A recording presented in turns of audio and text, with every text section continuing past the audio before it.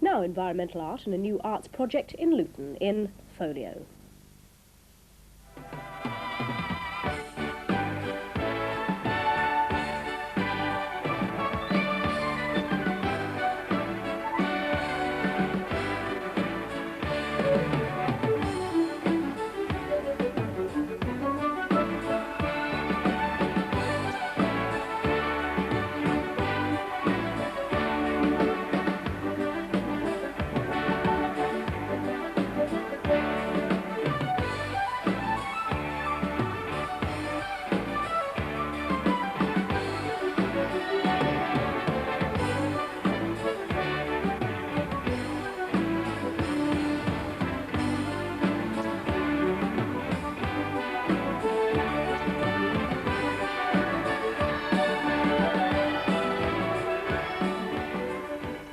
Hello.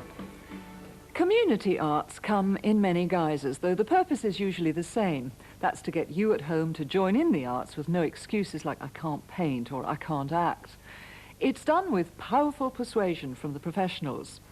Now tonight's folio looks at the work of two such groups in both urban and countryside settings. Later in the programme, we see how Wyndham-based No Name community group put the people of Hightown Luton in harness to produce their own incredible circus. But we start in the leafy, if waterlogged, glades of Mannington Hall in Norfolk, where the group of professionals is the Company of Imagination from Bungay, formerly Rural Arts, who stirred the imagination with their animated trails. What's an animated trail? Look on. Mannington Hall. Stately and quiet on the surface, but on the nearby estate, the woodland is alive with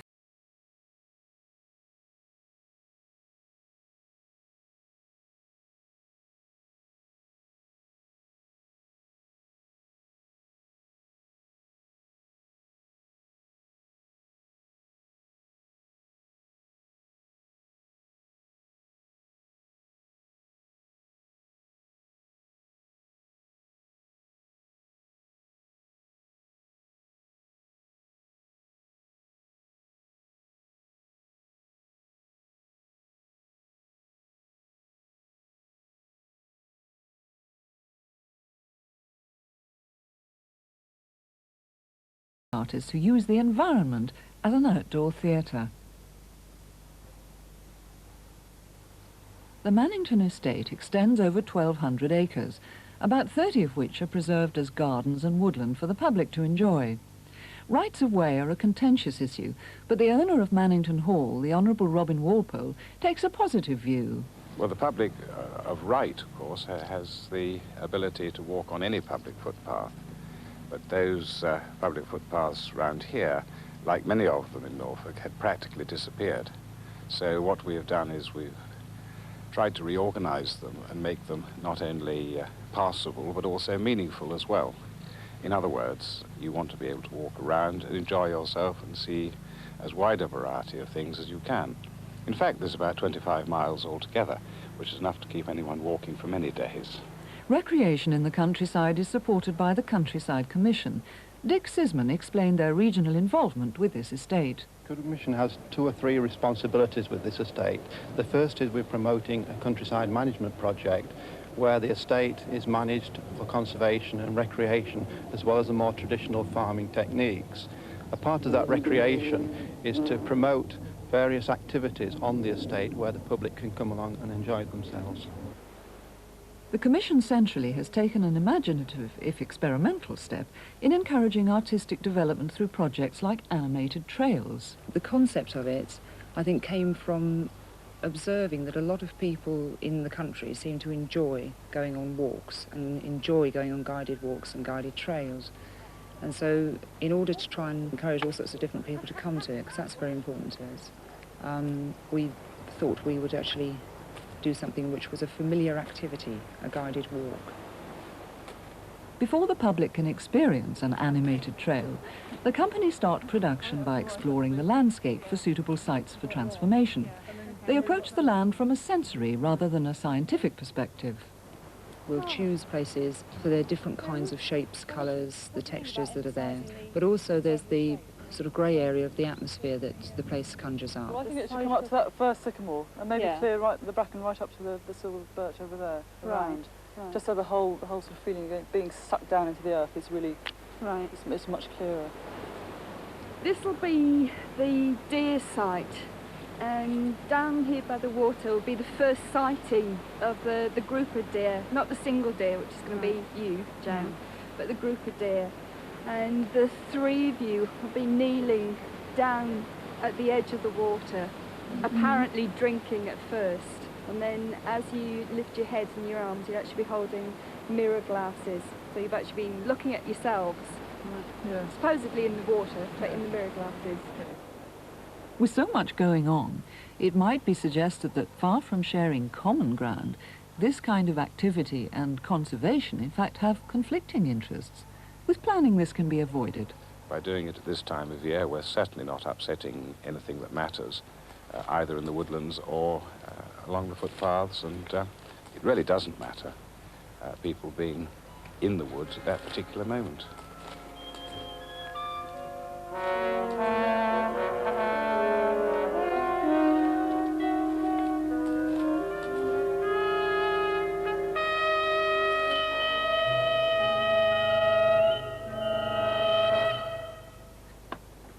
In this kind of work, versatility is at a premium. The professional members of the group involved in the project bring with them techniques and skills from their lives as independent artists.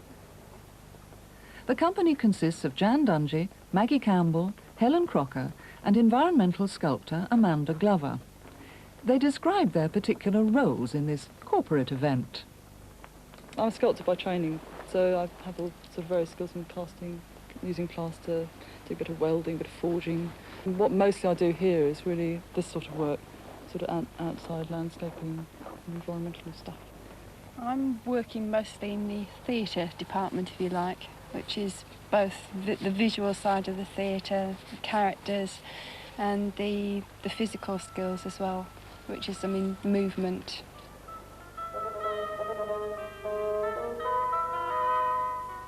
I trained as a gymnast when I was a child, and then I trained at London School of Contemporary Dance. I'm not from a traditional circus, but the skills I've learnt being traditional circus skills.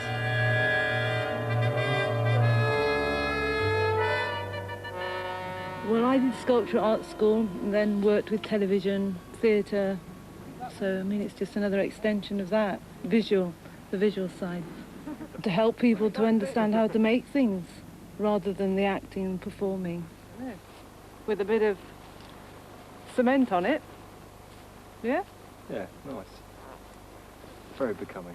In one sense, the company could be described as community artists, since they invite participation from interested groups. Yet this definition only goes part of the way to describe their activities. I think environmental artist is closer, yes.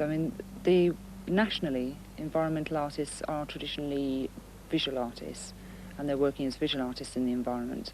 And so we're different from them in that we work with mixed media. But we're much closer to that because their way of experiencing the environment is very similar to the approach that we use.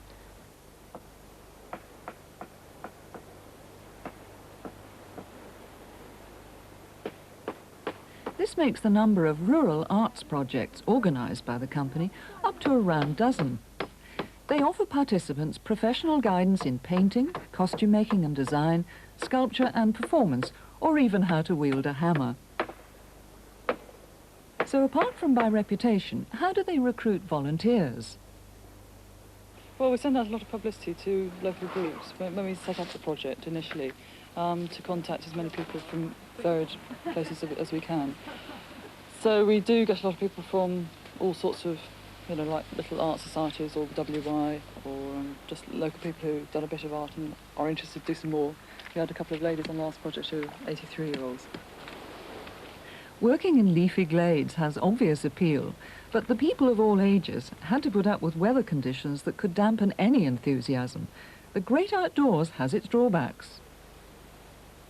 The working conditions on this project have been generally appalling. It's been raining torrentially and very little sunshine at all. So it has made a lot of work very difficult. it's made just moving around the wood quite difficult. And so, you know, everybody's been soaking wet for days and weeks on end. We've had to cut certain things that we wanted to get done and rework things and make things simpler. So I should say it's probably put us about a week back. So we just had we have a crisis meeting and put things in priority and just take it from there.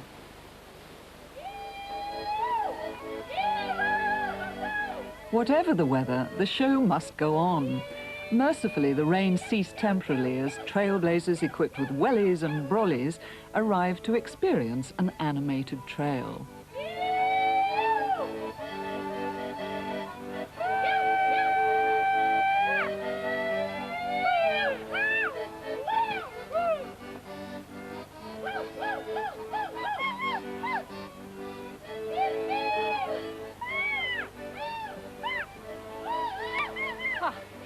Good evening. Good evening. Come into my house. Do, come this way. Mind the traps. Mind the traps over the bridge. Be very careful. I've laid them especially to catch her.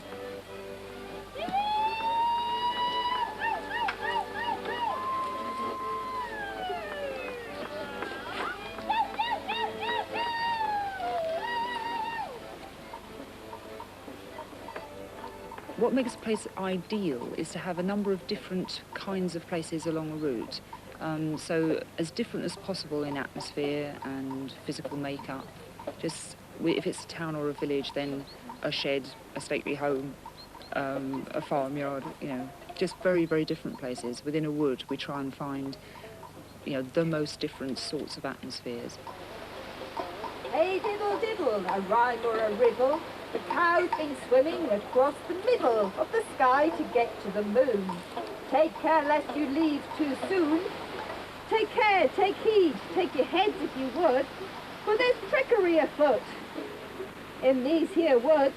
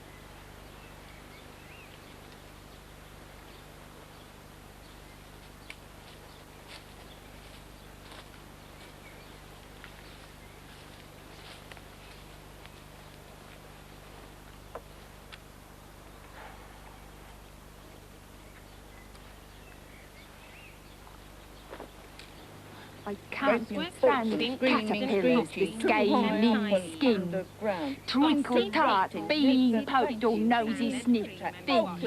I can't abide flies except dead ones. No one ever listens to me. I can't stand fun. I don't like jets, the things from over there, being poked, making tea, or things being fair. I can't abide birds except dead ones. No one ever listens to me. I can't stand fun. Well, if you can't stand fun, an animated trail is not for you, because fun it is, for workers and walkers alike. But do they have any other purpose? It's trying to encourage people to come out into the countryside or come outdoors, really, and experience something outside. So the walk itself should be interesting in its own right. What happens is more than just a series of scenes. It's actually an entire atmosphere that we try to conjure up throughout the whole event, so that it becomes more like a series of pictures along the way, hopefully to make the places more memorable. Obviously, if they can visit attractive sites, they're going to be much more encouraged to visit other sites in the future. I mean, I looked at the work that they did recently at Thornham, and my perception of the woodlands there, as someone who's rather probably a little bit staid in approach to the countryside, was generally enlightened and generally changed, having seen a performance in it.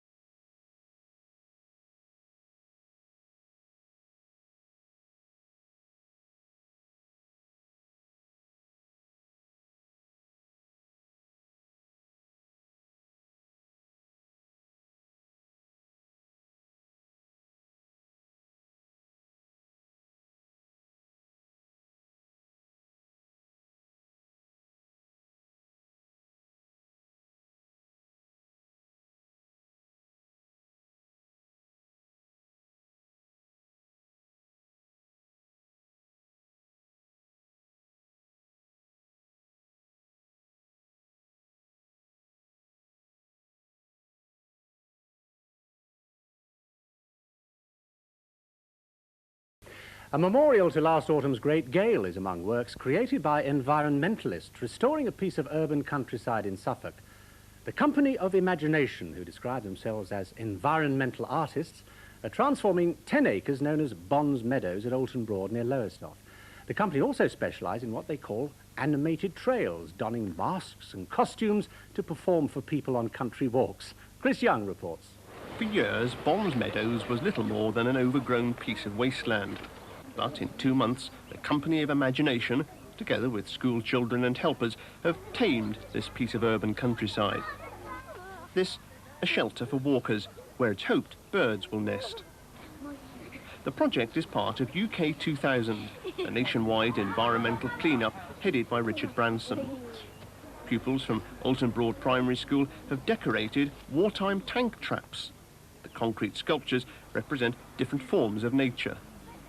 I think it was a rabbit skull. Which one is it? This one. And what did you do with it? Well, we had a piece of clay, and then we sort of moulded it round with a piece of stick, and then put our finger in to smoothen it round. The Company of Imagination, a Suffolk group of environmental artists, want people to look more closely at their surroundings. At Bonds Meadows, there's a memorial to the Great Gale.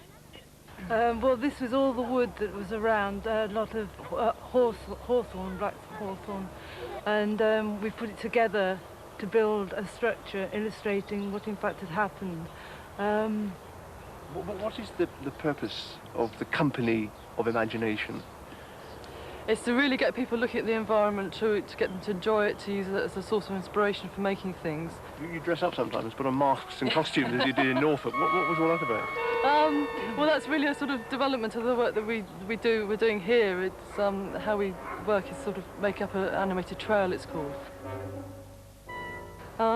And the white deer that I was actually dressed up in, I was one of those white deer. Maggie made the mask for them because we were told that there were red deer in the wood. We never saw them, so to us they became the ghost deer, and that's why they were white and quite sort of silently moving. which gave the audience a feeling that there were actually sort of ghostly apparitions within the wood. The Company of Imagination described Bonds Meadows as a unique ecological mosaic of wildlife habitats. The newly constructed landmarks will be open to the public from the weekend.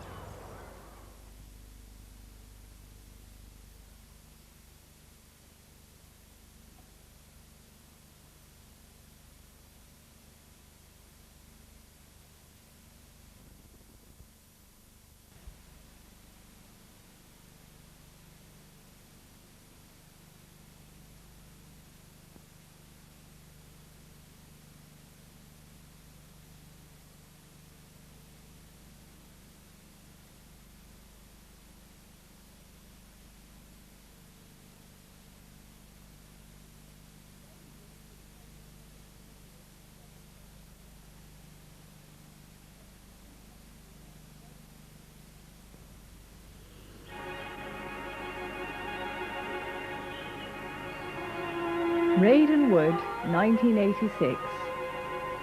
For 3 weeks, the wood became an outdoor classroom for 50 11 and 12-year-olds from Raiden High School. Each group of children was encouraged to explore their surroundings and observe one small area of the wood in detail.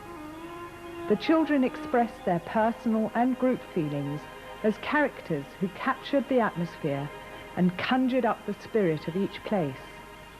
After 3 weeks, the children had changed from being strangers to the wood to being part of it, and their interpretations were presented to the general public who came on guided walks. The trail began with the appearance of deer-like creatures, with bark pattern markings on their masks and costumes.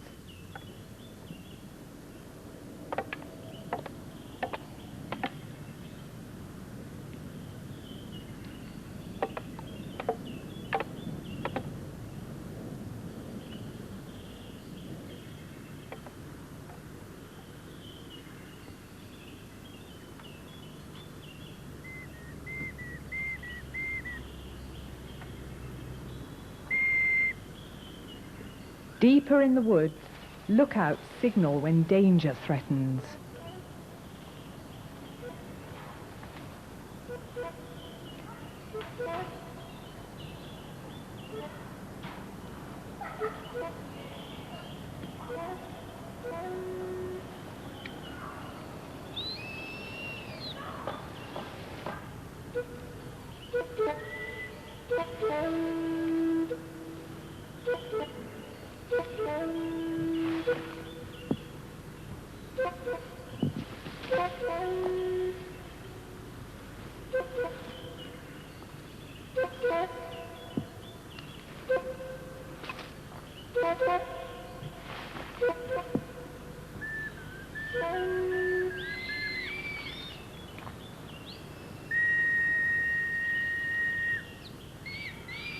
At the all clear, other creatures emerge from a darker part of the wood.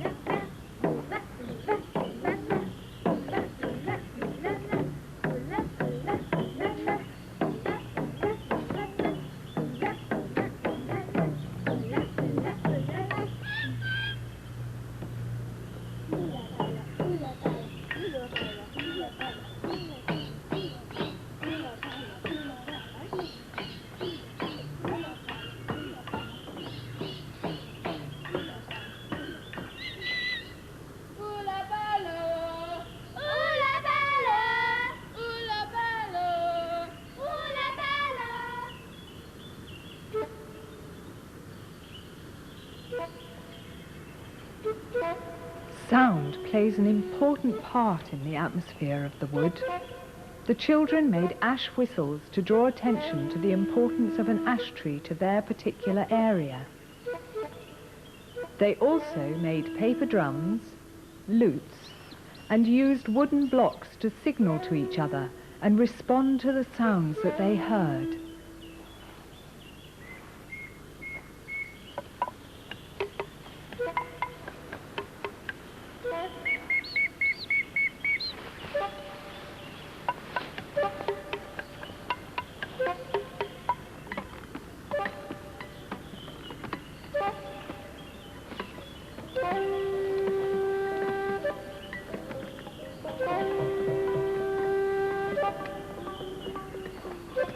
The trail moved on to an area of the wood where a wide ride separated a line of conifers to the left and deciduous trees on the right. In the middle of the ride stood a triangular totem of the conifers.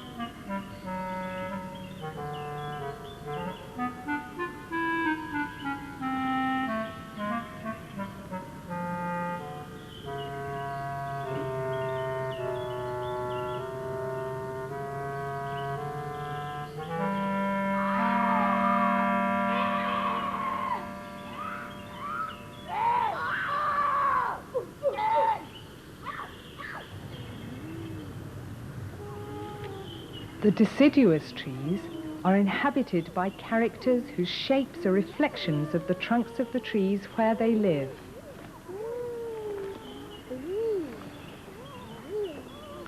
The creatures emerge to make their way to their feeding ground.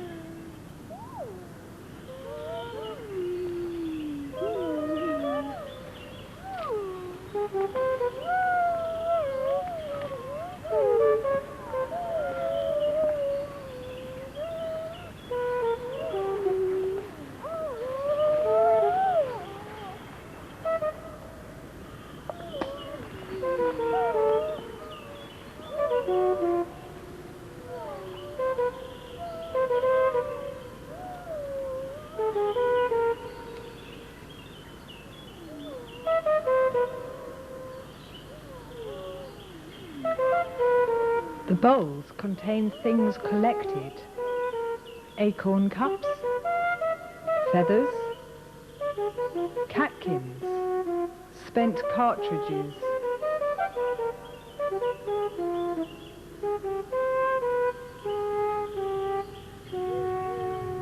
A fly buzzes across our path. A spider stands in wait. The fly is trapped, but then breaks free.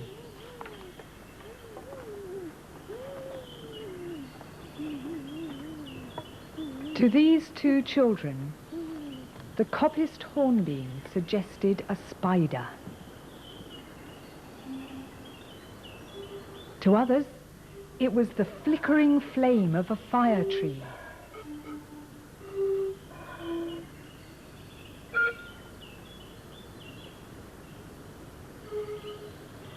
Or a hand with fingers reaching up to the sky.